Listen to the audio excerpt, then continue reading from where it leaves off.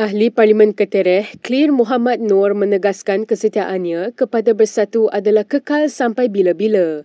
Ia sekaligus menafikan dakwaan Clear bakal mengikut jejak langkah empat rakannya yang menyokong Perdana Menteri Anwar Ibrahim. Malah, Clear juga menafikan terdapat mana-mana broker politik yang menemuinya untuk membincangkan cadangan mengalih sokongan kepada kerajaan. Hal itu kerana, kata Clear, dia merupakan pesara pegawai kanan tentera dan tiada siapa berani berjumpa dengannya bagi membuat rundingan sedemikian.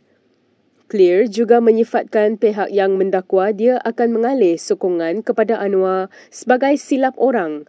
Terdahulu, Clear ditanya responnya selepas dikaitkan dengan ahli parlimen terbaru dari Bersatu mengumumkan menyokong Anwar.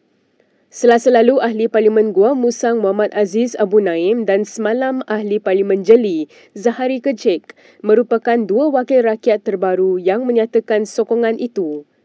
Sebelum ini, Ahli Parlimen Kuala Kangsar Iskandar Zulkarnain Abdul Khalid dan Ahli Parlimen Labuan Suhaili Abdul Rahman masing-masing mengumumkan sokongan mereka pada 12 dan 30 Oktober lalu.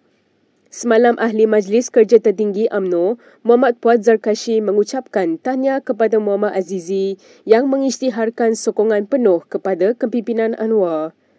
Puat kemudian secara sinis menyoal bila pula ahli parlimen lain termasuk Clear akan mengambil tindakan yang sama dan menasihatkan mereka supaya tidak menunggu terlalu lama.